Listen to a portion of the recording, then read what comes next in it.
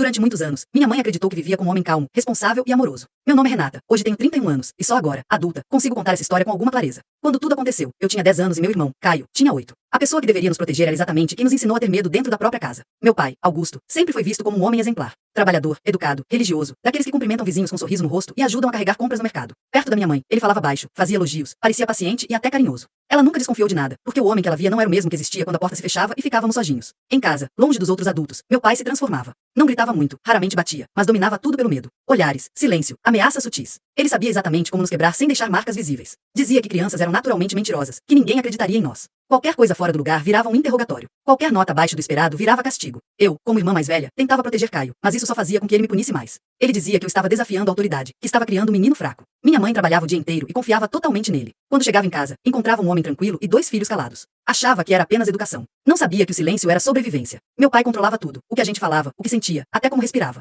Se Caio chorasse, ele mandava engolir o choro. Se eu questionasse algo, ele ficava horas sem falar comigo, um castigo psicológico que doía mais do que qualquer tapa. À noite, eu ouvia meu irmão chorar baixinho no quarto, e não podia ir consolá-lo. Se levantasse da cama, meu pai aparecia no corredor, em silêncio, só olhando, e isso bastava para eu voltar correndo. A pior parte era a manipulação. Ele dizia que fazia tudo aquilo porque nos amava, porque o mundo era cruel e ele estava nos preparando. Dizia que, se nossa mãe soubesse como realmente éramos, teria vergonha. Eu cresci acreditando que havia algo errado comigo. Na escola, era retraída, ansiosa, sempre esperando punição. Caio começou a ter dificuldades, não falava muito, evitava contato com adultos. Professores chegaram a comentar com minha mãe, mas meu pai sempre tinha uma explicação pronta. Ele é tímido, ela é sensível demais.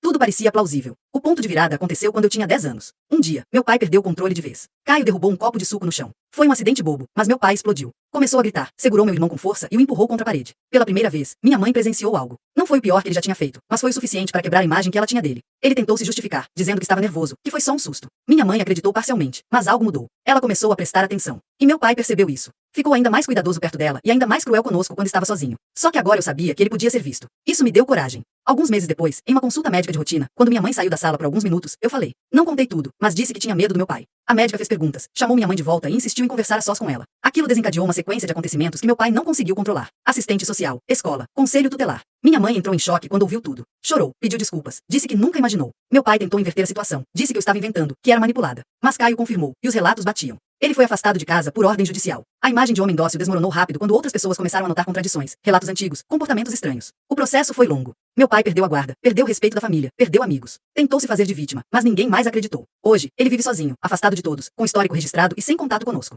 Minha mãe passou anos se reconstruindo, carregando culpa por não ter visto antes. Eu e Caio também carregamos marcas, mas sobrevivemos. Hoje, adulta, entendo que o abuso nem sempre é barulhento. Às vezes, ele se esconde atrás de um sorriso perfeito. Meu pai se deu mal não porque alguém quis vingança, mas porque o controle dele dependia do silêncio. E no dia em que esse silêncio acabou, tudo que ele construiu caiu junto.